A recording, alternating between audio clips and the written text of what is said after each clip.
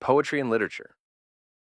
There's a bluebird in my heart that wants to get out, but I'm too tough for him. I say, stay in there, I'm not going to let anybody see you. There's a bluebird in my heart that wants to get out, but I pour whiskey on him and inhale cigarette smoke. And the whores and the bartenders and the grocery clerks never know that he's in there. Welcome to Carmen Hub Radio, your 24-hour destination for music, talk, and stories that unite the world. From the rhythm of Mediterranean coastlines to the pulse of global city streets, we bring you voices, beats, and conversations that celebrate every culture. Here the world connects through sound. Classic and modern, east and west, tradition and innovation.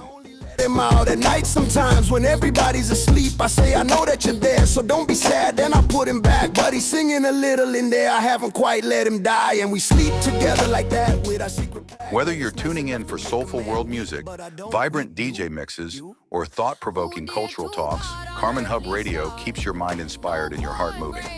Turn up the volume, open your world, live the sound of connection. Carmen Hub Radio, the voice of global culture. Spare fast and no license. Mind me allows the drink house and sweet chase of the nuns. Oh, just faker with brow austere. Forbid me not the vine. On the first day, poor Hafiz clay was kneaded up with wine. He is no dervish, heaven slights his service. Who shall refuse? There in the banquet, upon his blanket, for Skyra's his Jew. Poetry and literature. Most people think it's all about flowery language and perfect metaphors. But Charles Bukowski turned that idea completely upside down by writing about hangovers, dead-end jobs, and the grittier side of life. That's such an interesting take on Bukowski. What drew you to explore his unconventional approach to writing? Well, I was reading some statistics about his impact. His books have sold over 2 million copies worldwide, and he wrote nearly 5,000 poems during his lifetime. But what's really fascinating is how he emerged during this pivotal post-World War II era, when everyone else was writing about the American dream, while he was documenting what he called the American reality. You know what's remarkable about that timing?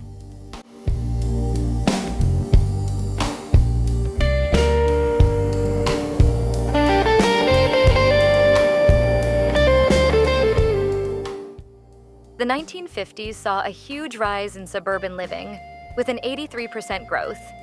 Yet Bukowski was writing about the complete opposite. People living in cheap motels and working soul-crushing jobs. Exactly right. And get this, he worked at the post office for 12 years, making just $12 a week when he started.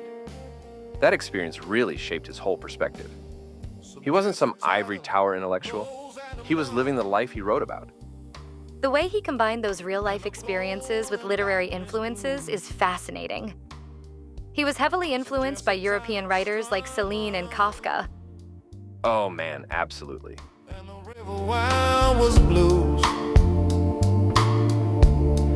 Found more land of the mound. And here's what's interesting. While Kafka was writing about bureaucratic nightmares in metaphorical terms, Bukowski was living them at the post office and writing about them in this raw, unfiltered way. His first novel, Post Office, sold over 100,000 copies in its first year.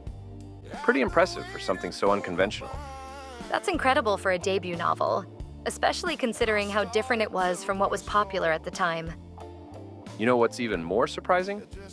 Despite his outsider status, by the 1980s, he was earning around $100,000 a year from his writing. Quite a jump from that $12 postal worker's salary.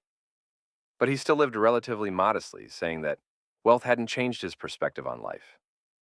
Well, that really speaks to his authenticity, doesn't it? He wasn't just writing about the struggling working class. He remained connected to those roots even after finding success. And that authenticity has had a lasting impact. His work has influenced everyone from Tom Waits to Sean Penn. His style, and what critics called dirty realism, basically created a whole new category of American literature. Though I have to point out that his work isn't without its controversies, especially regarding his portrayal of women and minorities. That's a crucial point. His work definitely reflects some problematic attitudes of his time.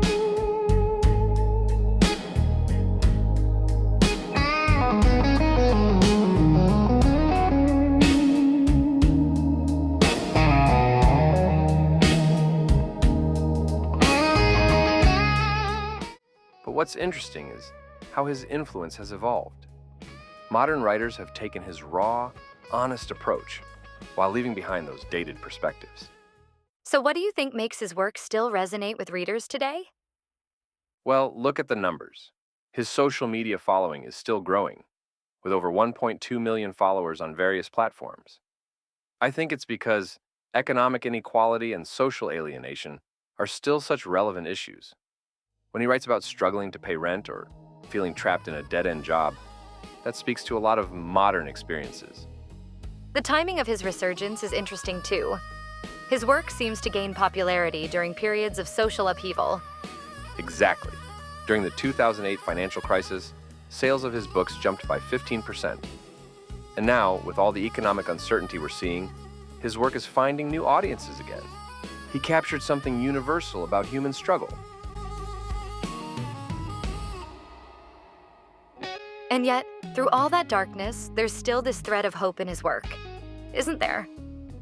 That's what makes him such an important figure in American literature. He showed that poetry doesn't have to be pretty to be powerful. His last words before he died were, "Don't try," which sounds negative, but he actually meant don't force it, let it come naturally. That kind of sums up his whole philosophy about art and life. So in the end, his legacy is really about authenticity and giving voice to the voiceless? You've got it. He fundamentally changed how we think about what literature can be and who can write it. And that influence continues today. Just look at the rise of working-class literature and the way social media has democratized poetry. Bukowski would probably find that pretty interesting, though he'd probably write a poem making fun of Instagram poets.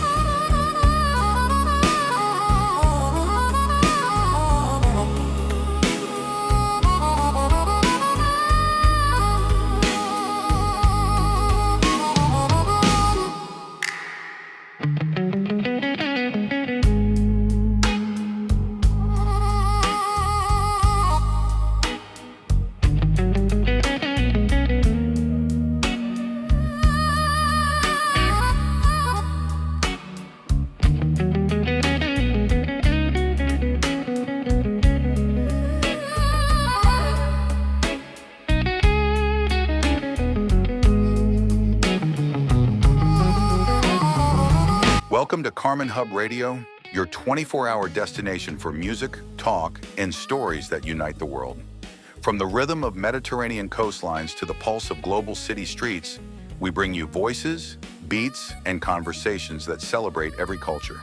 Here the world connects through sound, classic and modern, east and west, tradition and innovation. Whether you're tuning in for soulful world music, vibrant DJ mixes, or thought-provoking cultural talks, Carmen Hub Radio keeps your mind inspired and your heart moving.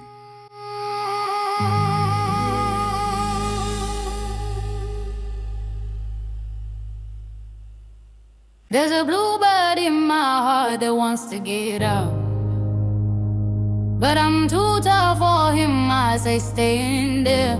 I'm not going to let anybody see you. There's a bluebird in my heart that wants to get out, but I pour whiskey on him and inhale cigarette smoke.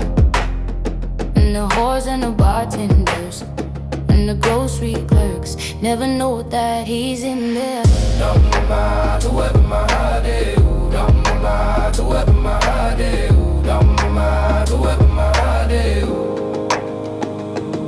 There's a bluebird in my heart that wants to get out, but I'm too tough for him. I say stay down. Do you wanna screw up the works, you wanna blow my book sales in Europe. There's a bluebird in my heart that wants to get out, but I'm too clever, I only let him out at night sometimes. When everybody's asleep, I say I know that you're there, so don't be sad, then I put him back. But he's singing a little in there, I haven't quite let him die. And we sleep together like that, with our secret pact. And it's nice enough to make a man weep, but I don't weep, do you? Who did to God on earthly side? No corn grain plans. The same is glad that life is had, though corn he wants. Thy mind the mosque and cool kiosk, spare fast and horizons. Mind me allows the drink house and sweet chase of the nuns. Oh, just faker with brow austere, forbid me not divine. Why? On the first day, poor Hafiz Clay was kneaded up with wine. Why? He is no dervish, heaven slights his service, who shall refuse? There in the banquet, to pawn his blanket, for showers his juice. Who his friend's shirt or hem of his shirt shall spare the pledge to him. Eden's bliss and angels kiss shall want the reg up. Half his grace from high God's face beams on the pure. Shot in out hell and trust how well heaven is secure. Dum